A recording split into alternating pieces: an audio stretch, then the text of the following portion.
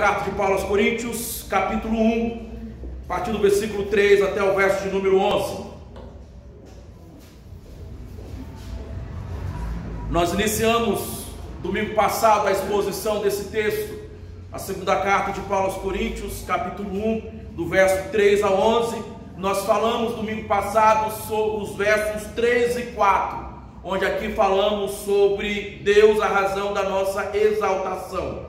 Eu quero ler novamente o texto, e aí assim nós vamos expor a partir do versículo 5 ao 11, olhando nessa temática, o poder consolador de Deus diante das tribulações.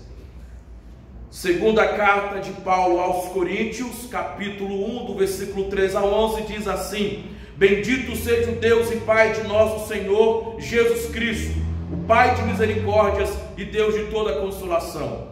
É Ele que nos conforta em toda a nossa tribulação, para podermos consolar os que estiverem em qualquer angústia, com a consolação com que nós mesmos somos contemplados por Deus. Porque assim como os sofrimentos de Cristo se manifestam em grande medida a nosso favor, assim também a nossa consolação transborda por meio de Cristo. Mas, se somos atribulados, é para o vosso conforto e salvação. Se somos confortados, é também para o vosso conforto, o qual se torna eficaz, suportando vós com paciência os mesmos sofrimentos que nós também padecemos.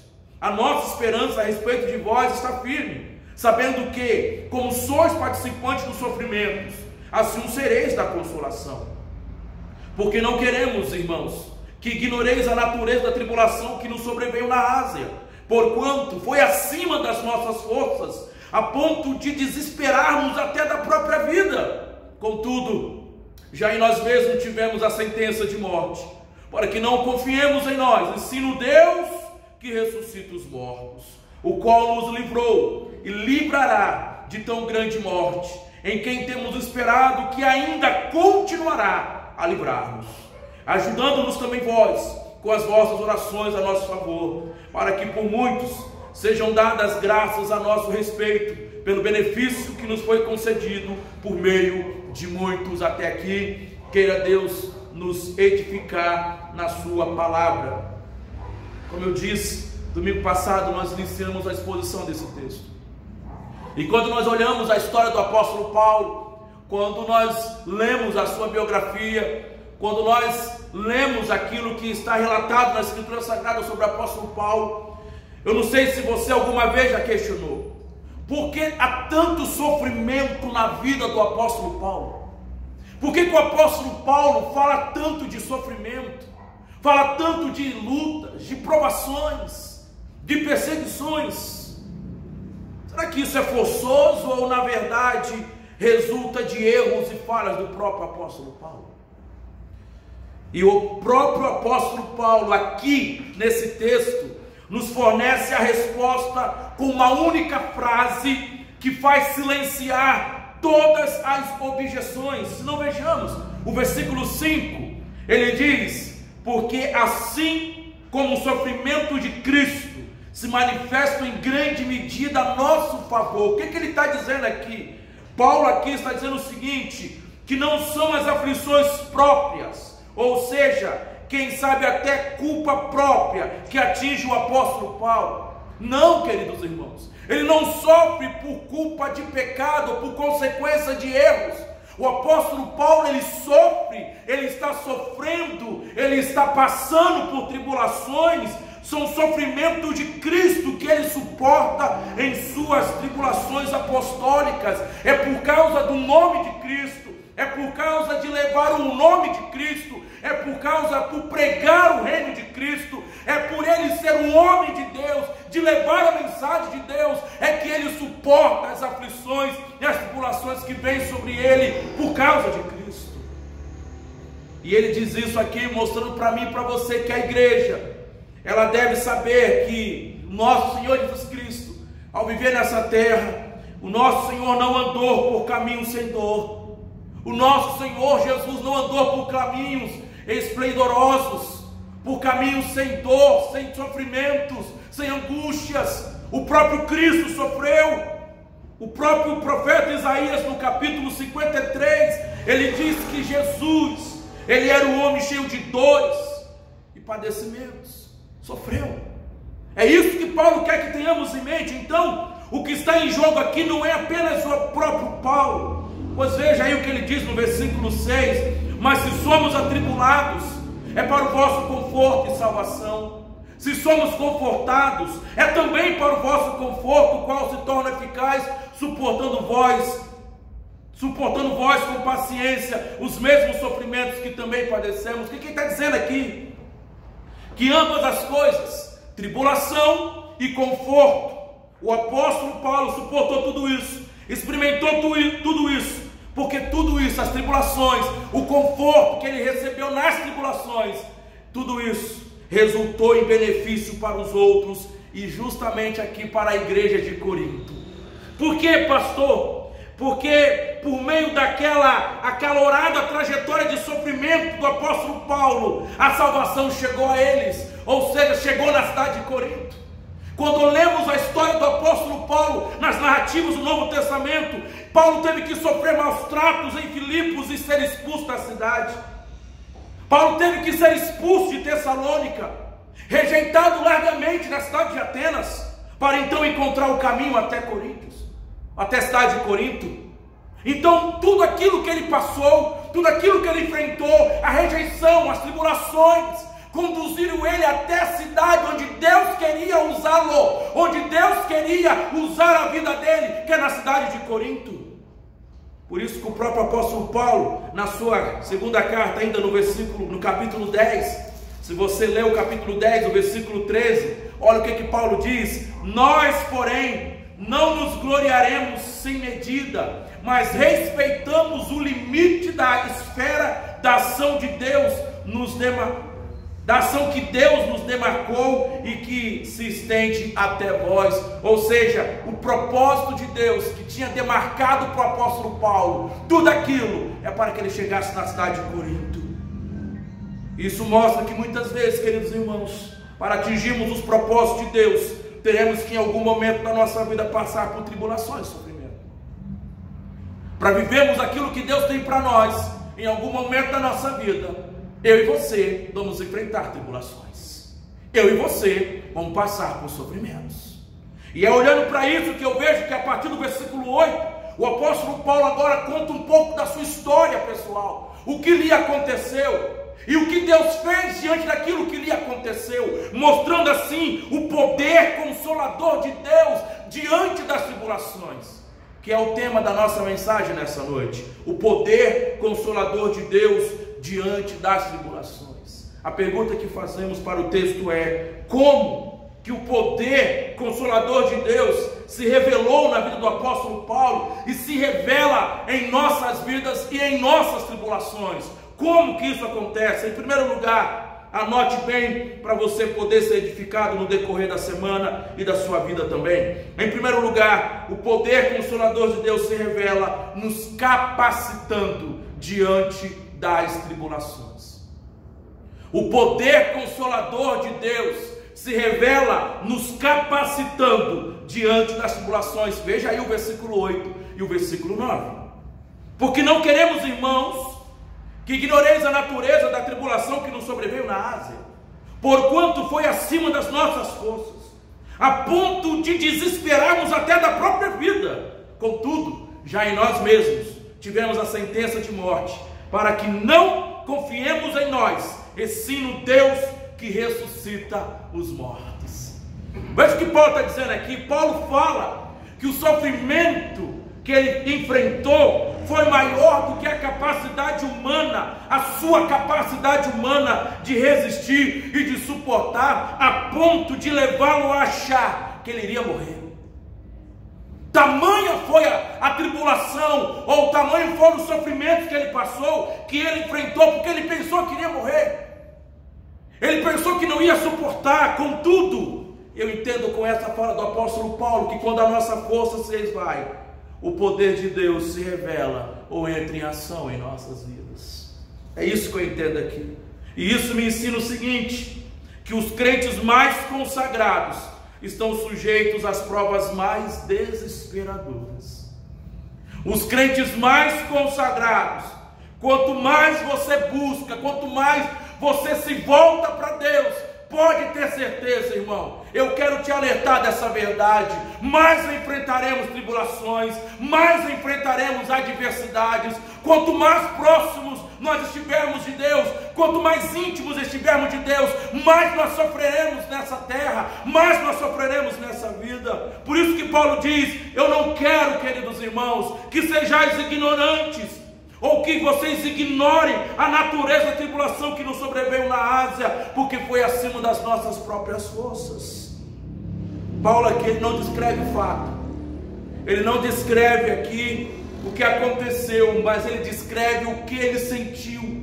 Ele declara como se sentiu depois de ter passado por esse terremoto existencial. Ele estava num beco sem saída. Paulo aqui estava se sentindo totalmente e completamente desesperado. Esse era o sentimento de Paulo. E Paulo usa nesse texto uma metáfora aqui, representando uma pessoa exprimida debaixo de um peso esmagador, ou seja, como um navio que está afundando devido ao excesso de carga. Paulo está olhando para tudo aquilo que está enfrentando, é exatamente assim que ele está se sentindo. Ele está perdendo, como se estivesse perdendo a própria vida.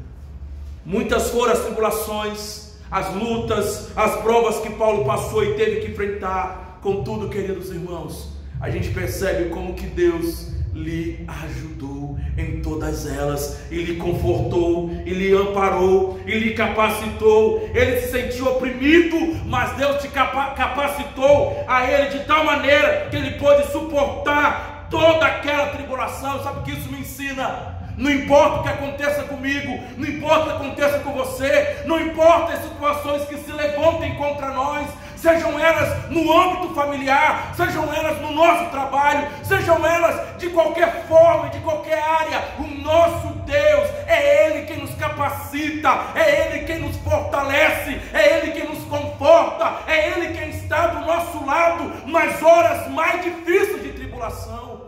Deus está conosco.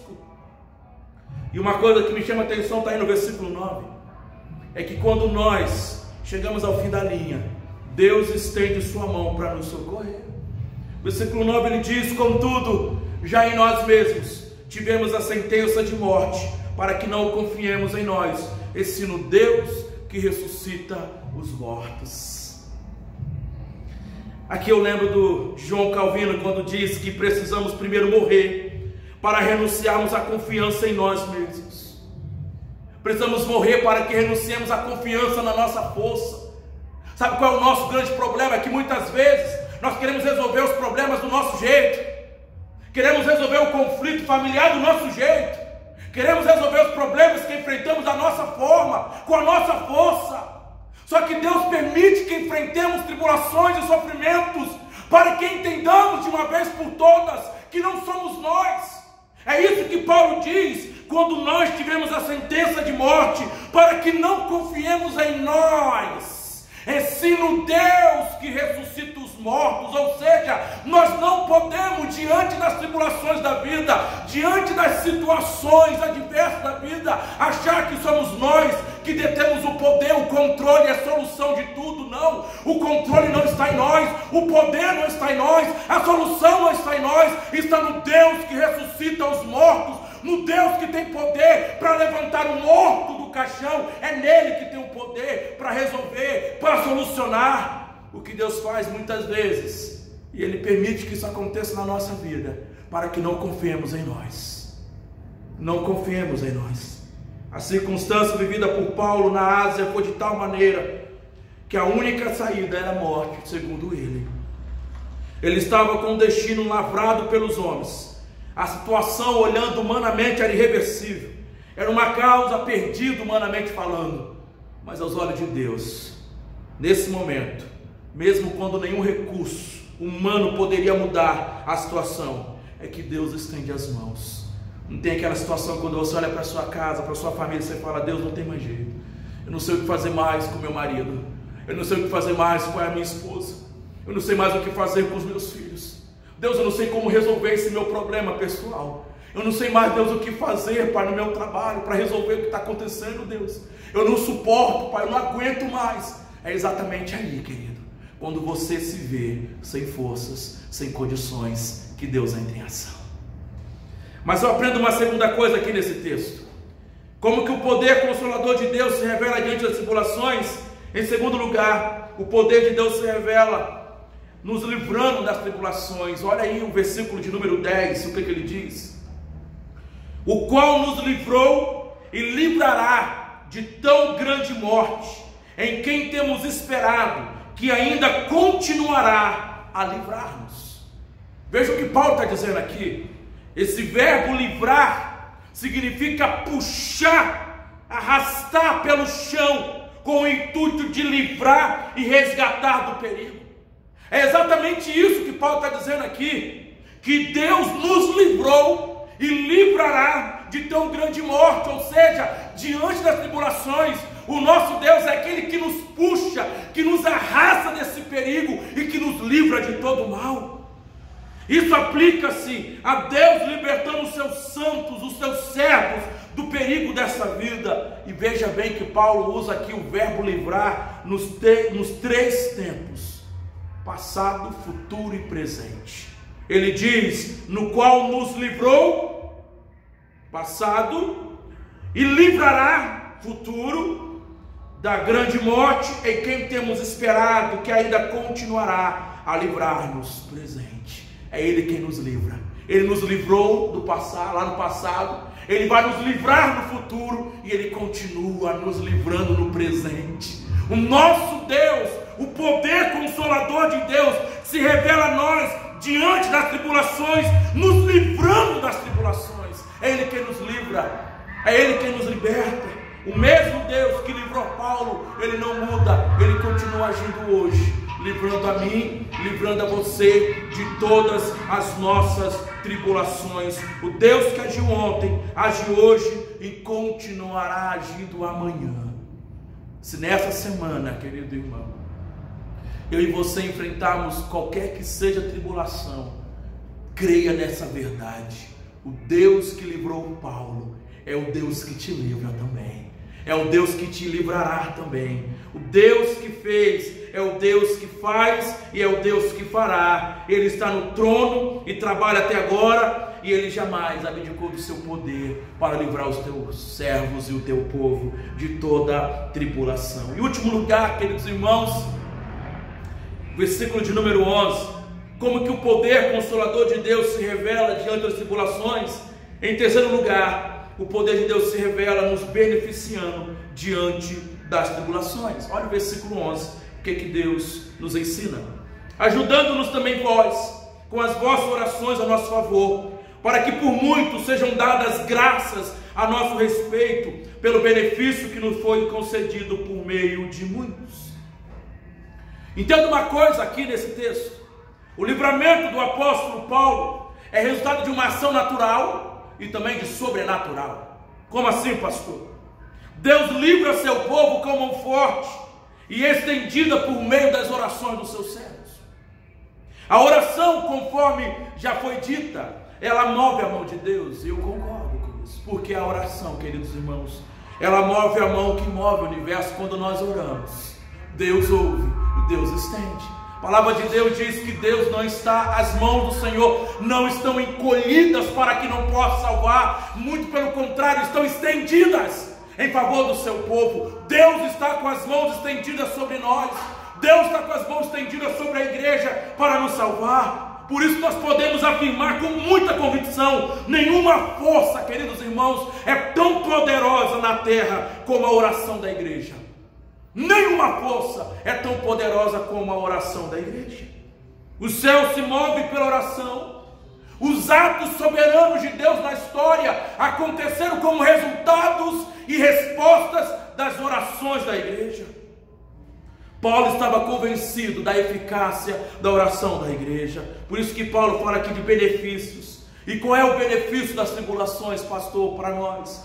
É que as orações da igreja ajudam os crentes nas tribulações. Irmãos, eu só estou de pé porque tem alguém orando por mim. Você só está de pé nessa noite porque tem alguém orando por você. O seu casamento só não acabou até hoje porque tem alguém orando pelo teu casamento. Você só está vivo hoje porque alguém está orando por você, porque tem alguém orando pela tua vida, porque tem alguém intercedendo por você. A nossa igreja Filadélfia continua de portas abertas neste lugar, porque há crentes orando pela nossa igreja. As orações da igreja ajudam os crentes. É isso que Paulo diz, ajudando-nos também vós com as orações a nosso favor. As orações modificam as coisas. As orações mudam corações. Eu não sei como mudar uma pessoa, mas Deus sabe. Eu não sei como converter uma pessoa, mas Deus sabe. Então quando eu não tenho, quando eu não consigo, quando eu não posso, o meu Deus tem. Ele pode, Ele é Deus. Então eu vou orar. Eu vou pedir a Ele: Deus, converta o coração dessa pessoa, quebrando o coração deste homem, quebrando o coração dessa mulher, muda a vida dele, muda a vida dela. E Deus, queridos irmãos, por poder, graça, bondade, compaixão, Ele muda, é Deus quem muda os corações. É pela oração que nós encorajamos os irmãos. E esse termo aqui, essa expressão, ajudando-nos também vós, é uma palavra que retrata um grupo de trabalhadores carregando juntos um grande fardo. Isso que é oração, irmãos. Quando nós oramos uns pelos outros, você está ajudando o seu irmão nas tribulações, nas lutas dele. Quando alguém fala para você: eu quero fazer um pedido de oração, entenda isso, que quando você ora por ele, quando ele ora por você, eles estão te ajudando a carregar aquele fardo. Quando você pede: pastor, ore pela minha família, igreja, eu quero pedir oração pela minha vida, pelo meu trabalho, pelo casamento, a conversão da minha família, saiba você que todos juntos em oração é como se estivéssemos juntos carregando esse fardo que para você é pesado demais. Isso que é oração, irmãos. É isso que Paulo está pedindo: nos ajude, ajudando-nos também vós por meio das orações. As tribulações fazem isso, nos beneficia, porque quando nós oramos, nós ajudamos uns aos outros. As orações da igreja glorificam a Deus. Por isso que ele diz no final do versículo 11: para que por muitos sejam dadas graças a nosso respeito, pelo benefício que nos foi concedido por meio de muitos. Palavra de Deus. As tribulações, queridos irmãos, quando a igreja ora, glorificam a Deus. Deus está sendo glorificado nessa noite. Deus é glorificado quando a igreja ora. As orações da igreja de Corinto deveriam levar outros crentes a darem graças a Deus, porque quando a igreja ora, Deus é exaltado. Quando a igreja ora, Deus é glorificado. Quando os joelhos se dobram na terra, o nome de Deus é elevado no céu. Nada exalta tanto o nome de Deus, ó Deus, quando um crente se prostra em oração diante dele. Quando nós nos colocamos de joelho diante de Deus, Deus é glorificado, porque ali está um crente, está um homem, uma mulher que reconhece que não pode, mas que há um Deus nos céus que pode todas as coisas. Ali está uma igreja que reconhece que não é dela que vem as forças, mas a nossa força vem de Deus, o recurso vem de Deus, a ajuda vem de Deus. É reconhecer que nós não podemos, mas Ele pode. Por isso que Deus, Ele é glorificado por meio das nossas tribulações. O livramento de Paulo da morte gerou um coro de gratidão e louvor a Deus, conforme diz o Salmo 50, versículo 15: invoca-me no dia da angústia, eu te livrarei e tu me glorificarás. É Deus que nos livra. Eu quero concluir essa mensagem e essa exposição desse texto dizendo o seguinte: conforme nós lemos no Salmo 46, aquietai-vos e sabei que eu sou Deus, sou exaltado sobre a terra, sou exaltado entre as nações. Nós podemos nos aquietar, queridos irmãos, diante das tribulações da vida, porque nós temos um Deus que cuida de nós. Nós não estamos desamparados.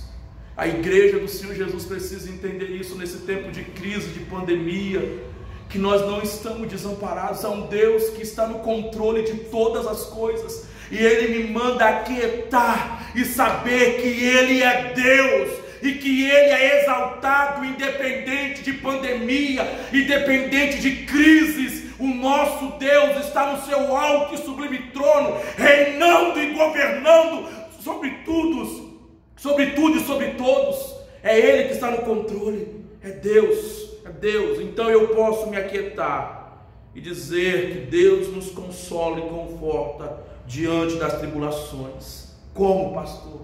Nos capacitando nas tribulações, nos livrando das tribulações e nos beneficiando por meio das tribulações. Amém? Que Deus possa assim nos abençoar nessa noite. Nos coloquemos de pé, nós vamos orar mais uma vez, agradecendo a Deus por essa noite, por esse culto e por tudo que Deus nos permitiu passar. Eu vou convidar o nosso irmão presbítero João Teste a vir aqui à frente, fazer uma oração a Deus, agradecendo a Deus por essa noite, pelo culto que aqui tivemos, pelas 12 horas de oração que tivemos nessa noite, nesse dia, pelas eleições, pela eleição que tivemos também. Vem aqui na frente, pode vir aqui, irmão, por favor. E depois da oração do nosso irmão presbítero João Teste, o pastor vai estar impetrando a bênção sobre a igreja. Oremos. Santo eterno Deus, querido Senhor, em nome do seu Filho amado Jesus, estamos agradecidos ao Pai por esse culto, por essas palavras que ouvimos através da boca de seu servo, querido Pai. Palavra essa, Senhor Deus, que nos ajudou a capacitar, ajudou a entender mais os nossos problemas, o porquê sofremos, porquê padecemos, querido Pai. Mas é no meio do sofrimento, do padecimento, e que nós sentimos a Tua mão tão consoladora a nos proteger, querido Pai. Por isso estamos agradecidos. Agradecido pelo dia de 12 horas de orações, querido Pai. Sim, Deus. Agradecido pela eleição que aconteceu hoje, querido Senhor. Tudo foi pelo seu poder e pela Tua capacidade, querido Pai. Porque até aqui o Senhor nos ajudou, querido Pai. Temos a certeza, querido Senhor, que o seu povo, esse pequeno povo, querido Pai, que busca a Ti, jamais será abandonado pelo Senhor. E, querido Pai, mesmo ainda que somos falhos pecadores, mas o Senhor está sempre disposto a nos ajudar. Que as suas mãos não estão encolhidas para nos proteger, nem surdos estão os seus ouvidos que não possam nos ouvir o nosso clamor. Estamos felizes, querido Pai, que temos o Senhor, uma autoridade espiritual a quem nós podemos buscar socorro, querido Pai, na certeza que nós não seremos decepcionados por Ti, querido Pai. Senhor Deus, temos a certeza que essa será uma semana, querido Pai, que vamos enfrentar problemas, tribulação, mas também, Senhor Deus, a certeza que vamos ter uma semana abençoada, uma semana feliz, por causa do seu poder. Senhor Deus, terminando esse culto, faça que nós voltamos para os nossos lares, mais inteligente que aqui chegamos e com mais fé também, querido Senhor. Muito obrigado, querido Deus, e em nome do seu Filho amado Jesus, que oramos agradecido. Amém. Querida igreja, receber a bênção do Senhor nessa noite. Que o amor de Deus, o nosso Pai, que a graça salvadora do nosso Senhor Jesus Cristo, que a consolação e o conforto do Espírito Santo de Deus esteja com toda a igreja aqui reunida nesta noite, como para todos sempre.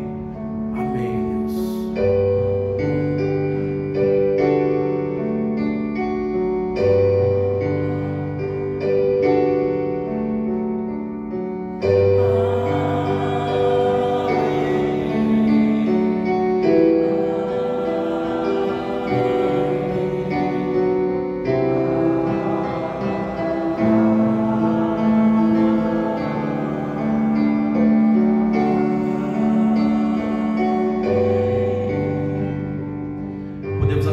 queridos irmãos. Nós vamos ouvir o pós-lúdio e depois estamos encerrados.